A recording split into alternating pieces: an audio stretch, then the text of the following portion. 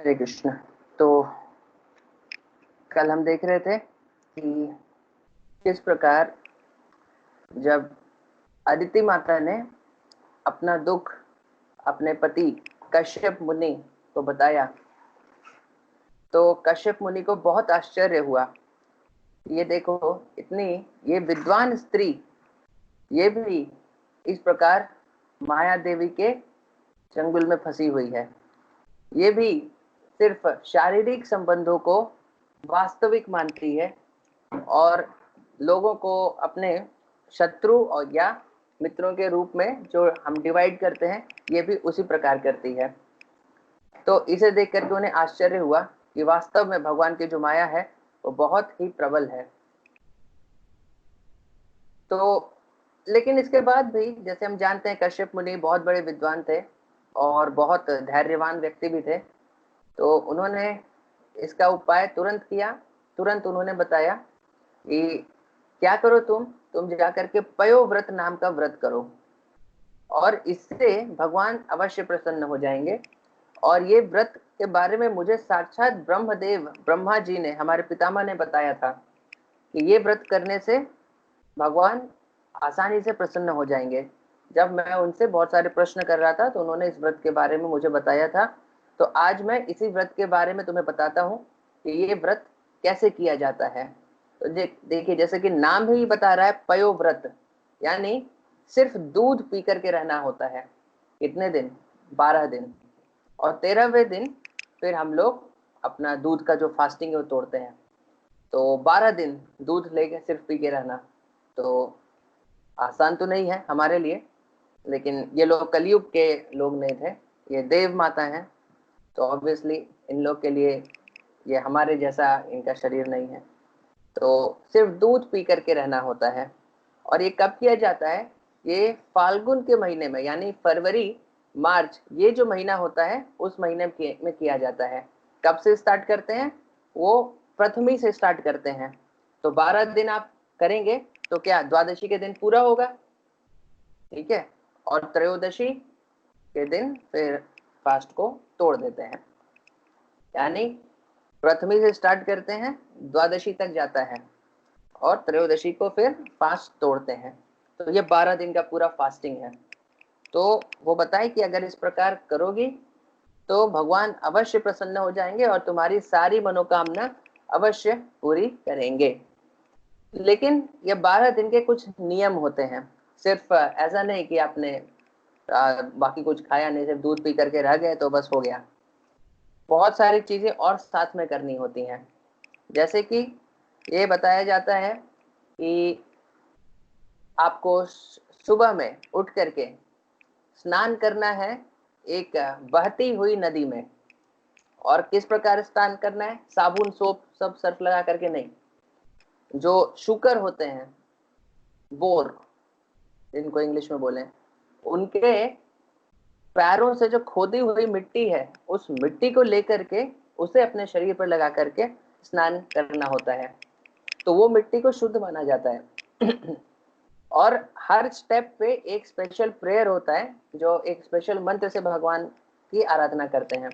जैसे कि आप जब शुकर के द्वारा उनके पैरों से खोदी हुई मिट्टी को निकाल करके अपने शरीर पर लगाकर स्नान कर रहे हैं, तो उस समय एक मंत्र है जिसको आपको पढ़ना रहता है, जिसका कि अर्थ ये रहता है कि हे भूमि देवी, आपकी ऐसी महानता है कि भगवान ने खुद शुकर का रूप लेकर के आपकी रक्षा की थी।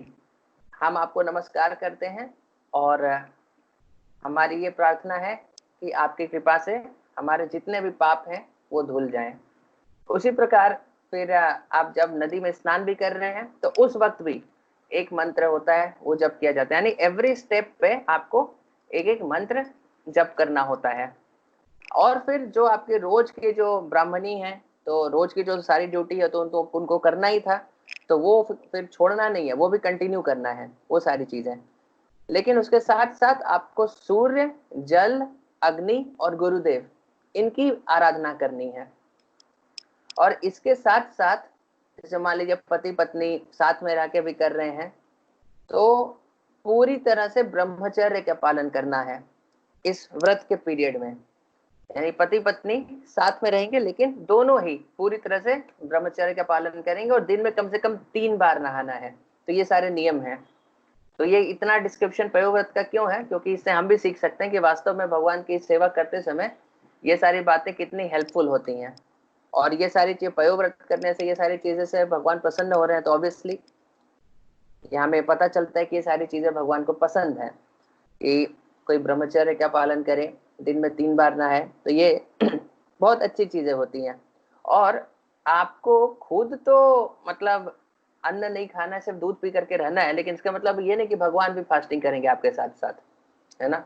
जैसे हम यहाँ पर हम प्रसाद नहीं बनाते तो उस दिन हम गोविंद जी को भी उस दिन ऑफरिंग नहीं करते हैं, तो ठीक है चलेगा, हमारे विग्रह नहीं है, हमारे तो सिर्फ लैमिनेशन है। लेकिन वास्तव में आप पयोव्रत अगर कर रहे हैं तो आपके पास विग्रह है, तो विग्रह को तो आपको भोग चढ़ाना ही है। और क्या चढ़ाना है, खुद तो आपको सिर्फ दूध पीना है, लेकिन विग्रह के लिए आपको जो सबसे बेस्ट क्वालिटी का जो राइस है उसका खीर बना करके भगवान को ऐसे चढ़ाना रहता है गुड़ के साथ। और रोज खुद तो नहीं खा रहे हैं, लेकिन ब्राह्मणों को भोजन खिलाना रहता है। तो ये सारे नियम हैं। तो ये सारी चीजें कम से कम 12 दिन पूरा अच्छे से करना होता है। और एक बहुत इंपॉर्टेंट नियम है कि उतने पीरियड में कम से कम अननेसेसरी टॉकिंग, यूजलेस प्रजल्पा नहीं करना होता है। इधर उधर का डिस्कशन कर रहे हैं, व्रत भी साथ में चल रहा है और चल रहा है कि खूब डिस्कशन कि फास्टिंग तो ठीक है, खा तो नहीं पा रहे हैं क्या क्या है, लेकिन डिस्कस कर रहे हैं कि बंगाल में क्या क्या अच्छे अच्छे खाने होते हैं, वो सारी चीजों को खूब डिस्कस कर रहे हैं। तो वैसे नहीं करना होता है, यानी प्रजल्प, ये सारी चीजों से, ग्राम्य कथा से बचना होता है, ये नियम है उसका, है ना। तो ये सारी चीज करना होता है और पूरी तरह से ईर्ष्या को छोड़ देना होता है अपने हृदय से, किसी के प्रति कोई ईर्ष्या या द्वेष नहीं रखना होता है। ये सारे नियम है पयोव्रत के। इसका मतलब है कि इससे भगवान प्रसन्न होते हैं। ये व्रत भी कर रहे हैं और मन में दूसरे को गाली भी दे रहे हैं, तो ऐसे भगवान प्रसन्न नहीं होंगे, है ना। तो पूरी तरह से ईर्ष्या से मुक्त हो जाना है, कम से कम ये 12 दिन के लिए, तो क्योंकि पयोव्रत कर रहे हैं। तो ये एक फिर नियम होता है। और एकदम सिंपल और एकदम शुद्ध भगवान के भक्त के जैसा जीवन आपको व्यतीत करना रहता है। तो इस प्रकार और भी बहुत सारे नियम है, भागवतम में पूरे लंबे नियम लिखे हुए हैं, तो उसको आप ये भागवतम का सेक्शन पढ़ सकते हैं। तो इस प्रकार से पूरे 12 दिन बिताने होते हैं भगवान की भक्ति में पूरा एब्जॉर्ब होकर के। फिर 13वें दिन आपको अपना व्रत तोड़ना रहता है। तो पहले क्या करना रहता है, भगवान का अभिषेक करते हैं पंचामृत से। तो पंचामृत आप जानते हैं क्या क्या है जिनसे हम अभिषेक करते हैं। दूध रहता है, दही रहता है, घी रहता है, चीनी रहता है और हनी, ये चीजें रहती हैं। तो इन चीजों से, इन पंचामृत से भगवान का अभिषेक करते हैं। और अभिषेक करने के बाद एक बहुत बड़ी सी पूजा करते हैं। रोज तो हम पूजा करते ही हैं, लेकिन उस दिन मतलब फेस्टिवल जैसा रहता है, एक बड़ा त्योहार मनाते हैं, बहुत बड़ा पूजा एकदम करते हैं। जैसे कि हम रोज राधा गोविंद जी का पूजा तो करते ही हैं, लेकिन जन्माष्टमी के दिन एक बड़ा पूजा करते हैं। तो ये करना होता है। और फिर यज्ञ में आपको आहुति देना होता है, ठीक है। वहां पे जो अन्न की आहुति हम देते हैं, घी में दूध में मिला करके अन्न की पूरी आहुति देना होता है। और पुरुष सुक्त मंत्र जो होता है, एक बहुत इंपॉर्टेंट प्रेयर्स है पुरुष सुक्ता, भागवतम में भी आता है, पुरुष सुक्ता कन्फर्म्ड, वो चैप्टर भी है। तो पुरुष सुक्त मंत्र, इसको आपको रिसाइट करना होता है। वो ये 13वें दिन की सारी बात है। और उस दिन फिर गुरु को बुला करके, और बाकी जो उनके असिस्टेंट प्रीस्ट्स हैं, जो कि गुरु हैं तो अकेले तो है नहीं, उनके और बहुत सारे असिस्टेंट होंगे जो कि यज्ञ करने में हेल्प करते हैं। तो आप यज्ञ करा रहे हैं तो उन सबको अच्छे से दान दक्षिणा पूरा देना होता है। मतलब उस समय थोड़ा अपना जो पैसा बचाने वाला खूब जो नेचर है उसको थोड़ा सा साइड करके उस दिन थोड़ा, मतलब कहा जा रहा है कि स्पेंड करिए।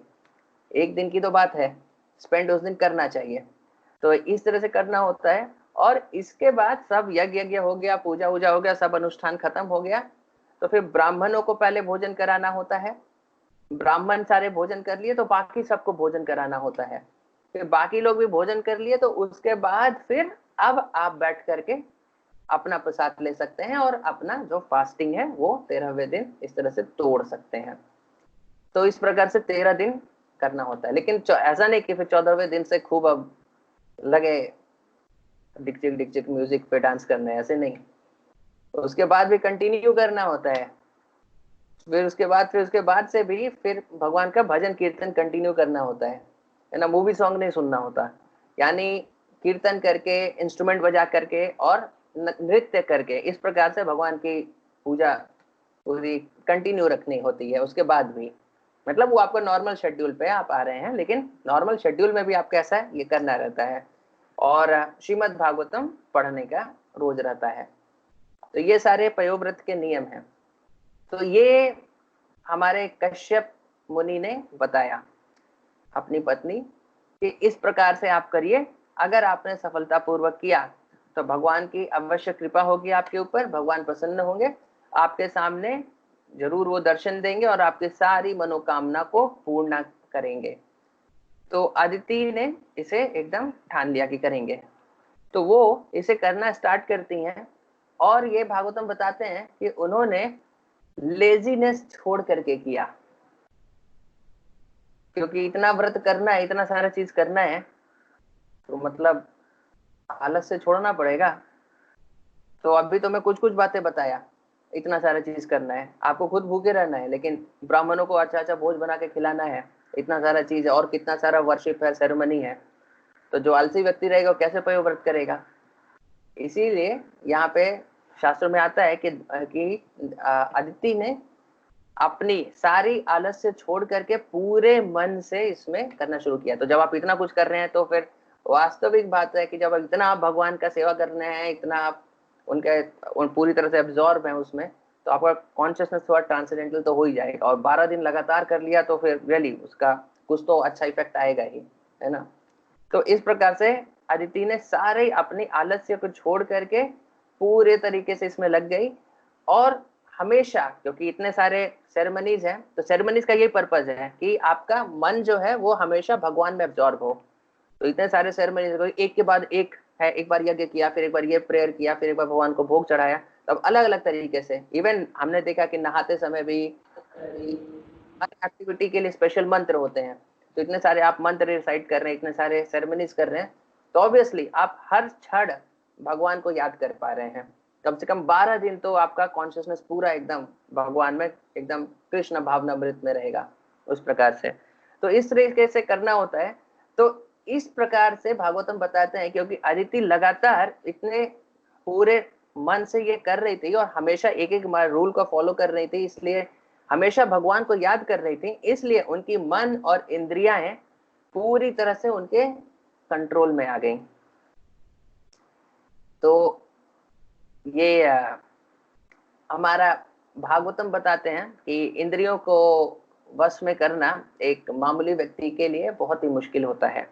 अगर आप लोगों ने कभी ट्राई किया होगा तो आपको जरूर पता होगा कि सेंसेस को कंट्रोल करना, माइंड को कंट्रोल करना तो और मुश्किल है। तो माइंड हमने डिस्कस किया भी था कुछ दिन पहले कि माइंड हायर है, मन सारे सेंसेस को कंट्रोल करता है। तो हमारी इंद्रियों को कौन कंट्रोल करता है? मन। लेकिन मन को कंट्रोल करने का क्या तरीका होता है? इंटेलिजेंस, यानी बुद्धि। और बुद्धि से ऊपर होता है आत्मा, है ना। तो ये हमने ऐसे डिस्कस किया था, ये हायरार्ची है। यानी इंद्रियों को कंट्रोल करना है तो मन को कंट्रोल करना होगा, मन को कंट्रोल करना है तो इंटेलिजेंस। और इंटेलिजेंस का क्या मतलब है? वो कहाँ से आता है इंटेलिजेंस? शास्त्रों को पढ़ने से आता है। कोई और इंटेलिजेंस का डेफिनेशन नहीं है, शास्त्र पढ़ने से इंटेलिजेंस आता है। यानी हरि गुरु वैष्णवों का जो आदेश है वो, उसे ही इंटेलिजेंस कहते हैं। तो इस प्रकार से करना होता है। लेकिन ये प्रोसेस, हाँ तो उसके बारे में हम डिस्कस करेंगे। तो पहले सेंसेस को कंट्रोल करते हैं। सेंसेस को कंट्रोल करेंगे तो फिर ऑब्वियसली ईगो फिर धीरे धीरे कंट्रोल हो ही जाएगा, है ना। तो पहले तो सेंसेस को कंट्रोल करें, ठीक है। तो ईगो सबसे लास्ट में कंट्रोल होता है ना। सबसे आखिरी अनर्थ है, अहंकार सबसे आखिरी में मिटता है। ये हम क्रिएशन का प्रोसेस भी एक बार हम डिस्कस करेंगे और देखेंगे कि सबसे पहले अहंकार बनता है जड़ जगत में और सबसे लास्ट में वो खत्म होता है। जब क्रिएशन होता है मटेरियल वर्ल्ड का, तो सबसे पहला चीज जो बनता है वो, फिर देखेंगे, पहले अव्यक्त होता है, फिर उसमें प्रधान आता है, फिर उसके अंदर से 3 तरह के ईगो निकलते हैं, फॉल्स ईगो, सत्वगुण, रजोगुण, तमोगुण में। अब इन 3 प्रकार के ईगो से बाकी पूरा क्रिएशन होता है, यानी पूरा क्रिएशन ही ईगो से है। तो इसका वाइंडिंग अप प्रोसेस में भी रिवर्स में सबसे लास्ट में फिर ईगो जाएगा ना, तो ईगो जाने का प्रोसेस दूसरा रहता है, बट वो हम जब डिस्कस करेंगे तो हम उसके बारे में भी बात करेंगे।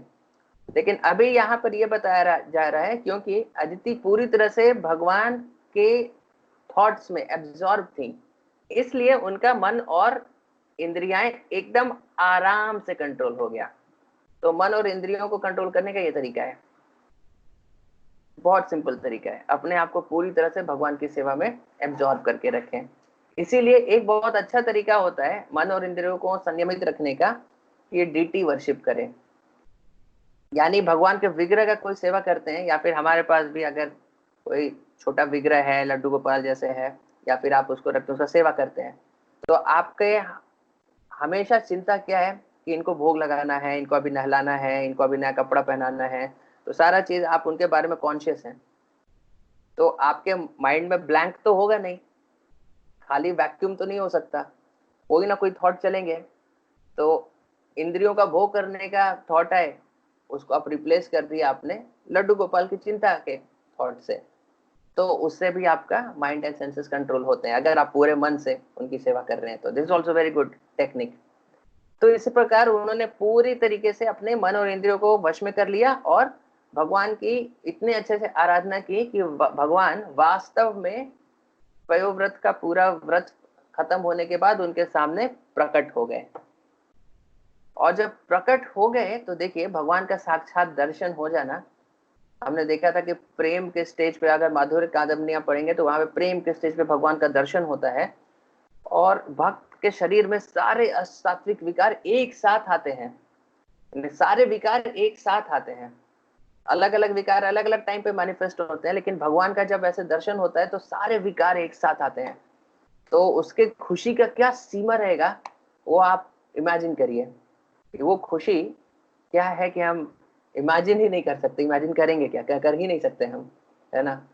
तो इसी प्रकार भगवान विष्णु अपने चतुर्भुज रूप में वहां पे प्रकट हो गए अदिति देवी के सामने, और इसे देख करके अदिति अचानक से एकदम खड़ी हो गई, और खड़ी होके फिर एकदम डंडे के जैसा गिर पड़ी दंडवत प्रणाम करने के लिए भगवान को। और दंडवत प्रणाम करने के बाद जब वो खड़ी हुई तो इतना उनके अंदर रोमांच कंप और इतनी खुशी थी, उनके आंखों से आंसू एकदम बहे जा रहे हैं, और वो भगवान की स्तुति करना चाहती थी, लेकिन क्योंकि हम जानते हैं कि जो गला है वो भी चोक्ड अप हो जाता है, तो कुछ बोल भी नहीं पा रही हैं, तो ऐसी स्थिति हो गई थी। तो इस प्रकार से उन्हें दर्शन मिला। फिर हम जानते हैं बाकी जो सिम्टम्स होते हैं सात्विक विकार के, शरीर के जो बाल हैं वो खड़े हो जाते हैं, शरीर में जो ट्रेम्बलिंग होता है उस तरह का होने आता है, तो कंपन होने लगता है, ये सारी चीज, सारे सिम्टम अदिति देवी के अंदर आ गए। लेकिन कुछ समय के बाद फिर वो अपने आप को कंट्रोल की, और उसके बाद फिर भगवान को एक प्रेयर ऑफर करना शुरू की, और वो भी एकदम कपकपाती हुई आवाज में, मतलब इतनी खुशी है अंदर से, बहुत दुख होता है तब भी आप कांपती हुई वॉइस में बोलते हैं, और बहुत खुशी है तो भी वो कांपती हुई वॉइस में बोलते हैं।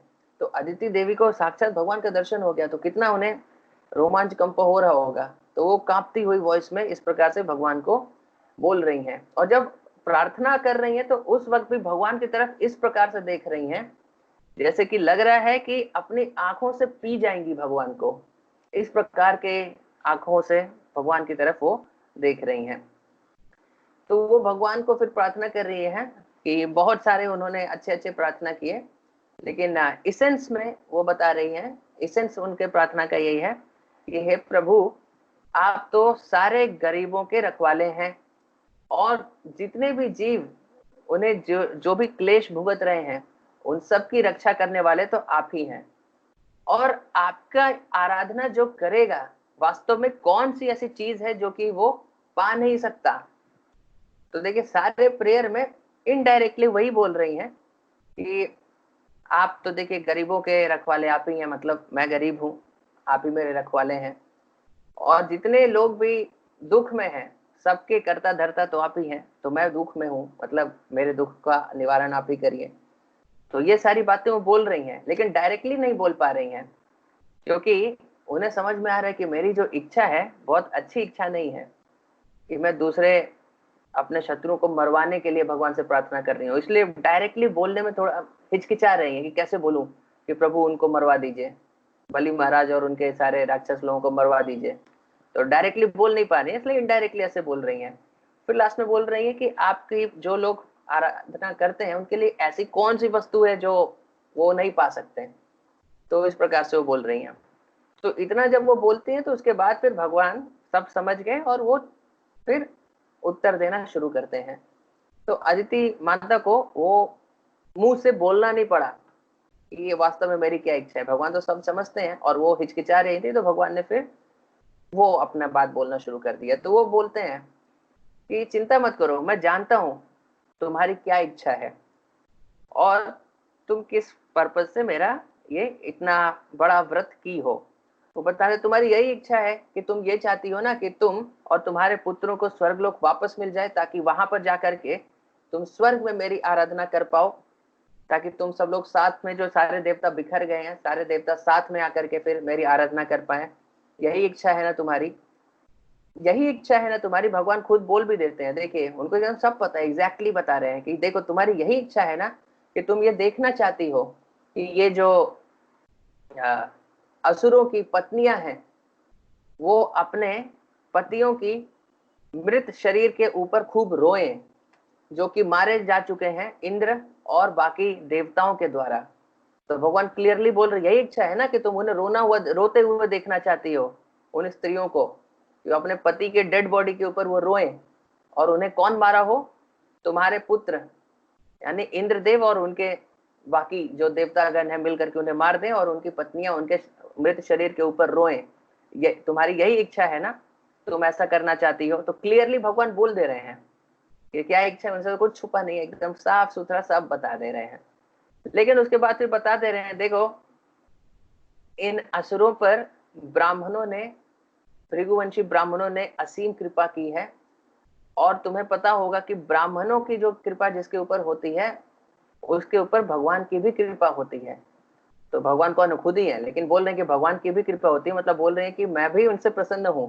तो ऐसा नहीं है कि, इसीलिए बोल रहे हैं कि अभी उनके ऊपर जोर जबरदस्ती आजमा करके वापस स्वर्गलोक वापस पाना, इससे कोई भलाई नहीं होगी, इससे कोई खुशी नहीं मिलेगी। तो ऐसे जब भगवान बोलने लगे तो लग रहा है कि अदिति को फिर लगने लगा कि अरे बाप रे, तो लग रहा है कि मैं इतना व्रत की लेकिन भगवान तो मेरी मनोकामना पूर्ण नहीं करेंगे। लेकिन फिर भगवान फिर बोल रहे नहीं नहीं नहीं, कि फिर भी मेरी आराधना कभी व्यर्थ नहीं जाती है, तो मैं करूंगा, तुम्हारी जो इच्छा है वो करूंगा। तो वो बोले कि तुम्हारे पुत्रों को स्वर्गलोक वापस अवश्य मिलेगा, लेकिन बलि महाराज को मैं मारूंगा नहीं। ये क्लियरली भगवान बताते हैं, क्योंकि भगवान को भी पता है कि अभी ये मैनिफेस्ट नहीं हुआ है पूरी दुनिया के सामने, लेकिन भगवान को पता है कि अरे वो मेरा बहुत महान भक्त है, तो भगवान कैसे मार सकते हैं उसे। तो इस प्रकार से वो बोलते हैं कि मैं तुम्हारा कार्य अवश्य करूंगा, चिंता मत करो। और फिर उसके बाद फिर बताते हैं कि मैं क्या करूंगा, तुम्हारे पुत्र के रूप में प्रकट होऊंगा। किस कारण से, कश्यप मुनि की तपस्या के बल पर। कश्यप मुनि बहुत मतलब एकदम तेजस्वी, एकदम तपस्वी थे, तो बोले कि उनकी तपस्या के बल पर मैं जरूर प्रकट होऊंगा तुम्हारे पुत्र के रूप में। और वो कश्यप मुनि जो कि अपनी तपस्या के कारण पूरी तरह से शुद्ध हो चुके हैं, तुम जाओ और तुम उनकी सेवा करो। और ये बात ध्यान में रखना कि ये बात किसी को बताना नहीं, सीक्रेट है, किसी को नहीं बताना, यहाँ तक कि अपने पति को भी बताना नहीं कि ऐसी ऐसे हमारे बीच में बात हुई है, नहीं तो फिर सारा पोल खुल जाएगा ना। ये सीक्रेट प्लान है। लेकिन मैं तुम्हारे पुत्र के रूप में आऊंगा और तुम्हारा ये कार्य करूंगा। लेकिन अगर पोल खुल गया कि अरे भगवान विष्णु आ रहे हैं तुम्हारे पुत्र के रूप में और सबको पता चल गया, तब तो प्लान फेल हो जाएगा, इसलिए बोले किसी को बताना नहीं। तो इस प्रकार से वो इंस्ट्रक्शन दे करके भगवान वहां से अंतर्ध्यान हो जाते हैं। और इसके बाद फिर अदिति को लगता है कि मैंने तो सफलता प्राप्त कर ही ली है, उसके खुशी का कोई ठिकाना नहीं रहता। तो वो कश्यप मुनि के पास जाती हैं और जा करके उनकी अच्छे से सेवा करती हैं। और कश्यप मुनि जो कि एक बहुत ही एकदम तेज से युक्त, एकदम शुद्ध हृदय वाले व्यक्ति थे, उन्होंने अपनी शक्ति को माता अदिति के गर्भ में फिर रखा, क्योंकि उन्हें पता चल गया था। ये देखिए, अदिति ने बताया नहीं, लेकिन फिर भी उन्हें ऑलरेडी पता चल गया था कि मेरे अंदर भगवान का कोई अंश आ गया है। तो उन्हें क्लियर था कि मेरे अंदर, उनको पता, एकदम उनके फील कर पा रहे थे, क्यों? उनके शुद्धता की शक्ति के कारण। तो इसीलिए उन्होंने फिर अपने अंश को माता अदिति के गर्भ में रख दिया।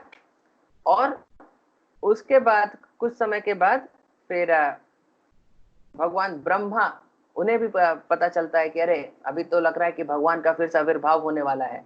तो भगवान ब्रह्मा भी आकर के फिर स्तुति करते हैं भगवान का वहां पर के। तो उसके बाद फिर भगवान माता अदिति के गर्भ से सही समय आने पर फिर प्रकट होते हैं। प्रकट होते हैं कैसे? वही अपने शंख चक्र गदा पद्म लेकर के, चार चतुर्भुज जो उनका रूप है, उस रूप में ऐसे प्रकट होते हैं। और पीताम्बर वस्त्र धारण किए हुए थे, और जितने उनके सारे गहने अने जितना पहने रहते हैं, सब पहन करके एकदम सुसज्जित एकदम भगवान प्रकट हुए थे। अब इस प्रकार से जब भगवान प्रकट होते हैं तो हम हर बार देखते हैं, हर जगह डिस्क्रिप्शन आता है, जब भगवान कृष्ण प्रकट हुए, जब भगवान राम प्रकट हुए, उसी प्रकार भगवान वामन भी जब प्रकट हो रहे हैं, तो प्रकृति अपने आप को बहुत इतने सुंदर तरीके से अरेंज कर लेती है उनका स्वागत करने के लिए। चारों तरफ खुशहाली छा जाती है, सब व्यक्ति एकदम आनंद में एकदम मग्न हो जाते हैं। तो इससे ये दीज आर द सिम्टम्स, ये सब भगवान के प्रकट होने के सिम्टम्स हैं। जब भी भगवान प्रकट होंगे तो इस प्रकार का सिम्टम होता है। उसी प्रकार जैसे हम देखते हैं कि वराह देव भी जब प्रकट हुए थे, तो उस वक्त भी पूरे विश्व में, ब्रह्मांड में ऐसा इफेक्ट आया था। प्रकृति बहुत सुंदर हो गई थी, हर जगह एकदम मौसम एकदम अपना रंग दिखाने लगे थे, फूल खिलने लगे थे, पहाड़ों पर मणियां एकदम इफरात में हो गई थी, और सारे व्यक्तियों के हृदय एकदम प्रफुल्लित हो चुके थे। इसी प्रकार हम देखते हैं चैतन्य महाप्रभु भी जब प्रकट हुए तो वैसा हुआ था। लेकिन सब कोई प्रसन्न नहीं होते। जो राक्षस होते हैं, नीची मेंटालिटी के होते हैं, उन्हें भय होता है। पूरा ब्रह्मांड आनंदित रहता है, लेकिन जो शुद्ध व्यक्ति नहीं है, उन्हें अचानक से, राक्षसों को, उनको भय होने लगता है। जैसे कि ये हमारे वराहदेव जब प्रकट हुए थे तो उस वक्त भी पूरा ब्रह्मांड आनंदित था, लेकिन जो माता दीति थी, उनके स्तनों से खून बहने लगा, क्योंकि उनके पुत्र की अब मृत्यु होने वाली है। तो पूरा ब्रह्मांड आनंदित था, लेकिन उनके साथ ऐसा हो रहा है। तो सब कोई तो आनंदित रहते हैं विथ सम एक्सेप्शंस। तो इस प्रकार जब वामन देव भी आए तो पूरा ब्रह्मांड पूरी तरह से आनंदित था।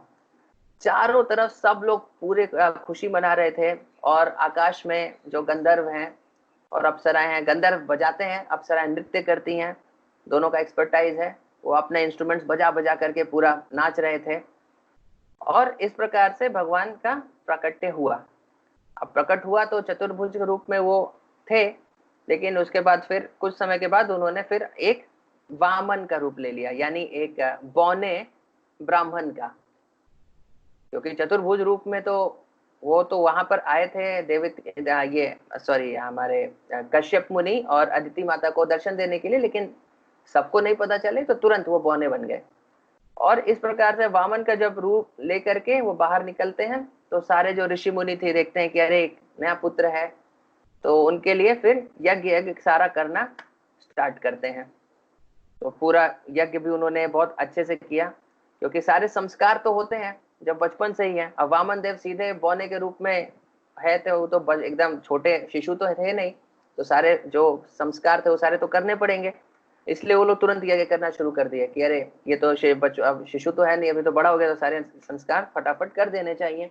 तो ये भागवतम में बताया जाता है कि उस संस्कार ने अलग अलग यूनिवर्स के जो स्पेशल वीआईपीज थे वो आकर के भगवान के स्वागत करने के लिए उन्हें अलग अलग गिफ्ट देते हैं। पूरे यूनिवर्स से वीआईपी आ रहे हैं वो सारे आकर के। तो ये भागवतम पूरा लिस्ट देता है कि किसने आकर के भगवान को क्या क्या गिफ्ट दिया। जैसे कि जो सूर्य देव थे तो वो आकर के भगवान का सैक्रेड थ्रेड सेरेमनी, जो उपनयन संस्कार होता है तो पहनते हैं, वो संस्कार किसने किया? सूर्य देव ने आके किया। तो सूर्य देव वहां पर आए और गायत्री मंत्र उन्होंने बोला उनके कान में और ये संस्कार किया। फिर बृहस्पति जी, तो देखिए सूर्य देव, बृहस्पति जी, सारे ये लोग देवता के साइड के, उनकी पार्टी से लोग आ रहे हैं यहाँ पे। तो उनको तो खुशी हो रहा है हमारा काम करने के लिए भगवान आए हैं। तो बृहस्पति जी वहां आकर के उन्हें क्या, एक जो सैक्रेड थ्रेड हुआ था वो किसने दिया? बृहस्पति जी ने दिया।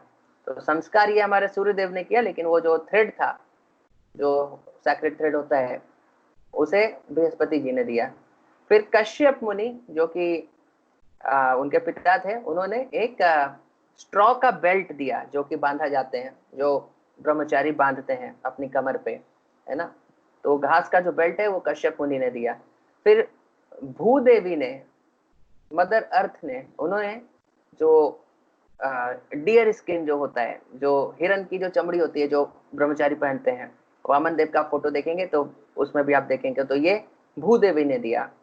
इसी प्रकार चंद्रदेव ने, जो दंडा होता है ब्राह्मणों का, वो दंडा हमारे चंद्रदेव ने दिया।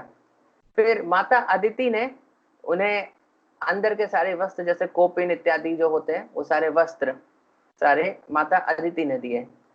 फिर जैसे भूदेवी है उसी तरह स्वर्ग की भी देवी है, तो स्वर्ग देवी ने, जो भूमंडल की देवी भूदेवी, उसी तरह स्वर्ग की जो देवी है वो स्वर्ग देवी ने आकर के उन्हें छाता दिया। तो हम देखते हैं वामन देव छाता भी अपने हाथ में रहते हैं। फिर साक्षात भगवान ब्रह्मा ने आकर के उन्हें कमंडलू दिया, और जो सप्त ऋषि हैं वो आकर के उन्हें जो कुश का घास होता है वो घास उन्हें दिया। कि ब्राह्मण लोग अपना आसन लगाते हैं तो वही कुश के घास पर बैठते हैं। और सरस्वती जी ने आकर के रुद्राक्ष की माला दी। और कुबेर, जो हम जानते हैं यक्षों के लीडर हैं और देवताओं के ट्रेजरर हैं, ट्रेजरी जो देवताओं का सारा धन उनके पास रहता है, तो वो आकर के उन्हें गिफ्ट दिए। तो अब देखिए वो देवताओं के ट्रेजरर हैं, लेकिन वामन देव हैं, तो वामन देव को क्या देंगे? धन तो अब देंगे नहीं। उन्होंने क्या दिया? धन नहीं दिया, भिक्षा मांगने वाला जो पॉट होता है वो दिया उन्हें, क्योंकि वामन भिक्षा मांग करके अपना कार्य चलाते हैं। तो उनके पास तो पूरे देवताओं का धन है। तो अभी तो भगा दिए गए थे, तो पता नहीं अभी था कि नहीं, इसलिए भी हो सकता है उन्होंने सिर्फ पॉट दिया कि इससे अपना वामन देव काम चलाएंगे। और उसमें सबसे पहली भिक्षा वो किसने दिया? जो भगवती, यानी जो भगवान शिव की जो पत्नी है, उन्होंने आकर के पहली भिक्षा इस प्रकार से वामन देव को दी। तो इस प्रकार वामन देव ये सारे गिफ्ट लेकर के इतने सुंदर लग रहे थे, इतने सुंदर लग रहे थे कि उन्होंने इतने सारे, जो देखिए पूरे यूनिवर्स के वीआईपी आए हुए हैं पूरे असेंबली में, सबका तेज एकदम छीन हो गया भगवान के तेज के सामने, है ना। इतने तेजवान, इतने सुंदर लग रहे थे कि इस यूनिवर्स के सारे वीआईपी उनके सामने फेल हो गए, है ना। तो कोई कितना भी तेजवान हो, कितना भी सुंदर हो, वामन देव एक तो बौने हैं, लेकिन फिर भी उनके सामने कोई टिका नहीं। तो इस प्रकार से सारे गिफ्ट लेकर के उसके बाद फिर वामन देव वहां पर बैठ गए, यज्ञ अपना करने के लिए मंत्र का उच्चारण करने लगे और यज्ञ करने लगे। तो मतलब वामन देव तो अभी हैं, तो अभी तुरंत प्रकट हुए हैं, और ब्राह्मणों को डाउट ना रहे कि अरे इसका ट्रेनिंग हुआ कि नहीं, कि संस्कार तो दे दिया, लेकिन वो यज्ञ करके दिखा दे, नहीं मुझे मंत्र पाठ सब आता है। तो भगवान है, उनको कौन से मंत्र नहीं आएंगे, कौन सा सेरेमनी उनको परफॉर्म करना नहीं आएगा, तो सारा सेरेमनी उनको आता था। तो उन्होंने तुरंत यज्ञ भी किया उसके तुरंत बाद, वामन देव ने खुद। और उसके बाद फिर उन्हें ये खबर मिली कि बलि महाराज अपना 100वां अश्वमेध यज्ञ करने जा रहे हैं। तो 100 अश्वमेध यज्ञ लगते हैं, हम जानते हैं, स्वर्ग का राजा बनने के लिए बोनाफाइड तरीके से। तो भृगुवंशी ब्राह्मण 99 करवा चुके थे, अब फाइनल यज्ञ उनसे करवा रहे थे। और बलि महाराज की दान वीरता बहुत प्रसिद्ध थी कि किसी को भी आकर के वो, सिर्फ बलि महाराज की नहीं, पूरे डायनेस्टी की हम देखते हैं कि दान वीरता के लिए सब बहुत फेमस हैं। तो उनको सब पता था कि दान वीरता के लिए बलि महाराज भी पैसा बहुत फेमस है, और बाकी उनकी पूरी डायनेस्टी में जितने लोग आ रहे हैं सब फेमस हैं उनके वंश में। तो वामन देव को इच्छा हुई कि मैं भी इनके पास जाकर के कुछ भिक्षा मांगता हूँ, क्योंकि इतना बड़ा ये वो लोग यज्ञ कर रहे हैं तो मुझे वहां पर जाना चाहिए। तो उन्होंने माता अदिति से इजाजत लिया, परमिशन लिया, और माता अदिति तो समझ ही रही थी कि भगवान है, कुछ तो करने के लिए जाएंगे। तो उन्होंने परमिशन दे दी कि हाँ पुत्र जाओ। और वहां से फिर वामन देव निकल पड़े उस जगह पर जहां कर की ये यज्ञ हो रहा था। तो वो भगु कच्छ नाम का एक जगह है, जो नर्मदा नदी के जो किनारा है, उस पर एक जगह पर ये यज्ञ हो रहा था। तो उस जगह के लिए वामन देव अब प्रस्थान करते हैं। तो अब इसके बाद फिर अब देखिए हम कल डिस्कस करेंगे कि किस प्रकार वामन देव और बलि महाराज के बीच में क्या जबरदस्त का संवाद है, कि इससे बलि महाराज की महानता देख करके, मतलब आत्मनिवेदनम जो भक्ति का एक अंग है, रियली पहली बार मैं जब देखा था, मैं पढ़ा था भागवत में, तो अरे मैं तो एकदम सन्न रह गया, क्या व्यक्ति है बलि महाराज और उनकी क्या महानता है। तो कल हम इसके बारे में डिस्कस करेंगे कि किस प्रकार कि बलि महाराज ने वामन देव को किस प्रकार प्रसन्न किया, और वामन देव उनके द्वारपाल फाइनली बने, कैसी उनकी महानता थी। तो ये सारे हम कल ही वामन द्वादशी है, यानी कल ही के दिन भगवान का प्राकट्य हुआ था। तो वामन द्वादशी के दिन हम ये कल हम अपना डिस्कशन फिर आगे बढ़ाएंगे। तो ठीक है, आज के लिए हम यहीं पे अपना डिस्कशन फिनिश करते हैं। Thank you very much. Srila Prabhupada की जय।